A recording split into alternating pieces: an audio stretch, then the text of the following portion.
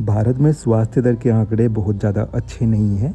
भारत के लोगों की अगर एवरेज आयु की बात करें तो ये 65 साल तक है, जबकि कई देशों में ये 95 साल तक भी है।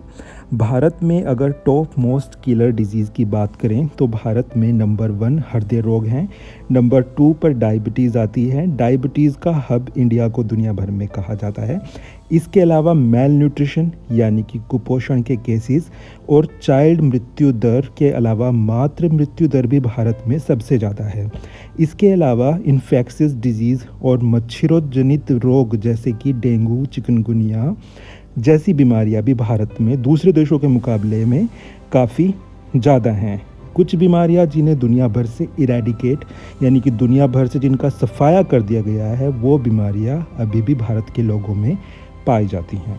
फॉर एग्ज़ाम्पल ट्यूबरक्लोसिस, टीबी जिसे बोलते हैं, अभी भी भारत में सबसे ज़्यादा पाया जाता है।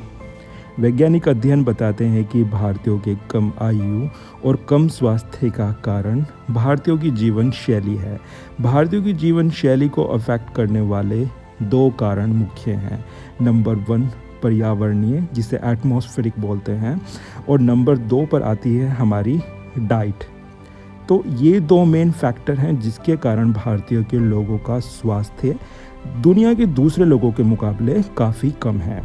तो अब बात करते हैं वो कौन से पर्यावरणीय या कौन से एटमॉस्फेरिक फैक्टर हैं जिसके कारण हमारी लाइफ एक्सपेक्टेंसी और स्वास्थ्य दर कम हुई है।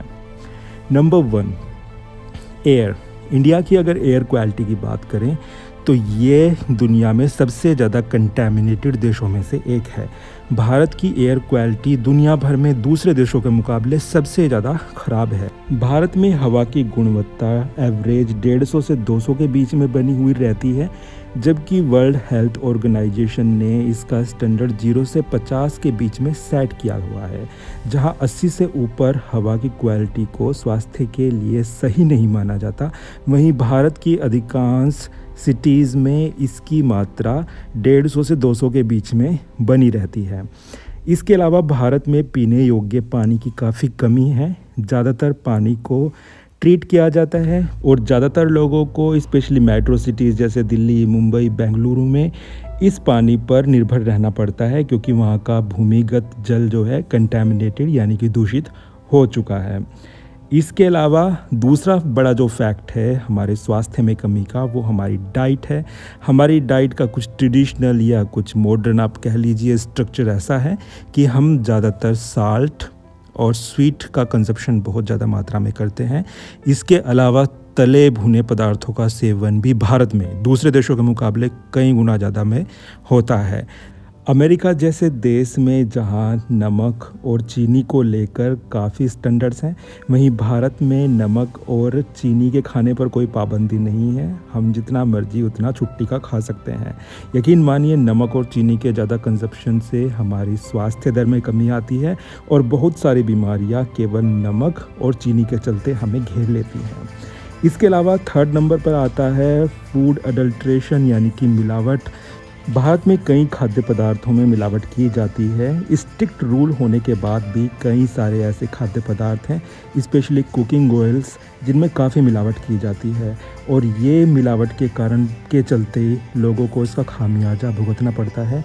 क्योंकि जैसे हम तेल का कंजप्शन करते हैं या इन मिलावटी पदार्थों का कंजप्शन करते हैं तो ये धीरे धीरे, क्योंकि एक स्वीट पॉइजन की तरह काम करती हैं और इमीडिएटली इसका इफ़ेक्ट देखने को नहीं मिलता, पर ये धीरे धीरे हमारे स्वास्थ्य को डिस्ट्रॉय करते रहते हैं। सबसे बड़ा क्वेश्चन यहाँ पर अराइज होता है कि इस प्रकार के एनवायरमेंटल और डाइटरी फैक्टर से हम अपने आप को कैसे बचा सकते हैं। उसका आंसर भी सिंपल है, you are smart enough to know कि how to prevent yourself from those kind of harmful and harmful effect. जानकारी प्राप्त करना और जानकारी को शेयर करना भी इस प्रकार के हार्मफुल इफेक्ट को बहुत अधिक मात्रा में कम कर सकता है। So I request you all, if you have any idea to avoid all these facts, you can share in comment box. तब तक के लिए स्वस्थ रहें, मस्त रहें। Have a great day, great health, keep smiling. Bye.